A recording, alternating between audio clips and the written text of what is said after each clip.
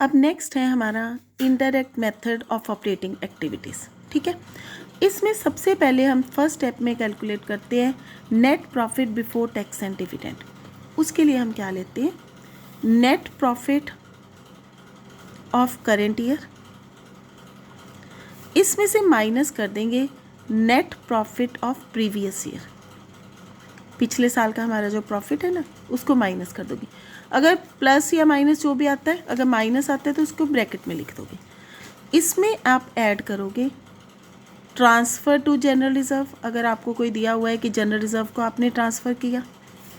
Add करोगे आप dividend paid, आपने बिफोर टैक्स एंड डिविडेंड लेना ना, डिविडेंड पेड, उसमें प्रपोज डिविडेंड आ जाएगा आपका। ठीक है, और फिर इंटरम डिविडेंड वो ऐड कर दोगे आप। फिर ऐड करोगे इसमें प्रोविज़न फॉर टैक्स, और लेस कर दोगे आप इसमें से refund from tax, refund from tax. तो आपका क्या आ जाएगा, net profit before tax and dividend. समझ में आ गया? अच्छा चलो, आपको इसको मैं समझाती हूँ हम इसमें करते क्या है। आपको याद है हम बनाते हैं प्रॉफिट एंड लॉस अकाउंट।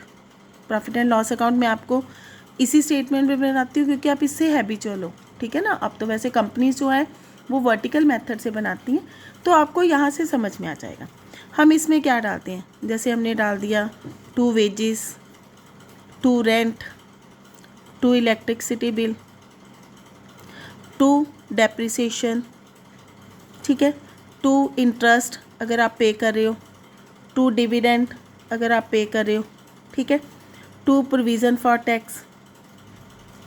यहाँ पे आप डालते हो by interest received, by dividend received.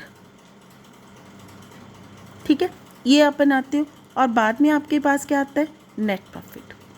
अब अगर जब हमने बेसिकली हम इसमें क्या करते हैं कि जब हमें ऑपरेटिंग एक्टिविटीज़ का कैश फ्लो निकालना है, हम यहाँ से शुरू करते हैं, इसीलिए इसको इनडायरेक्ट मेथड बोलते हैं ना, नीचे से शुरू करते हैं।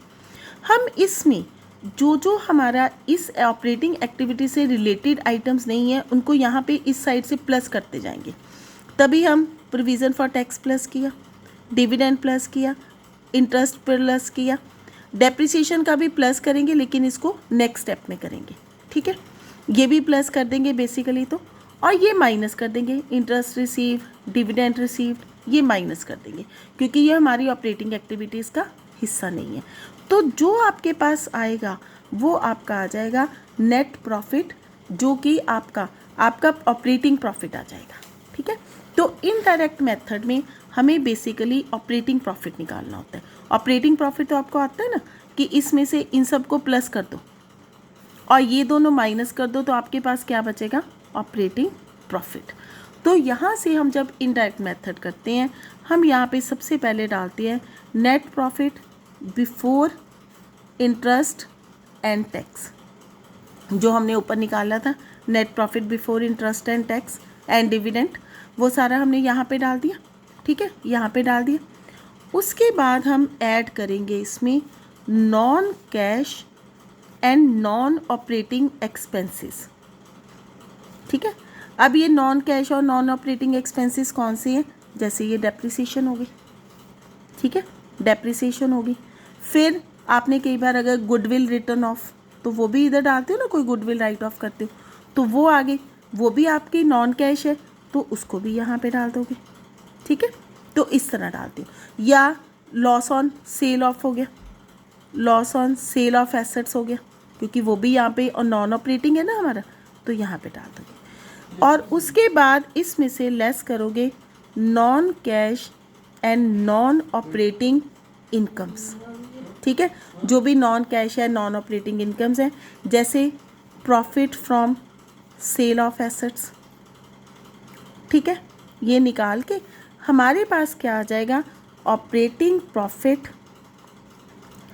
Before working capital changes, working capital changes, ये आ गया।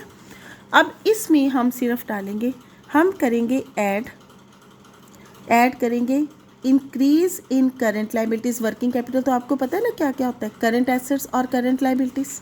ठीक है, increase in current liabilities, decrease in current assets. कैसे?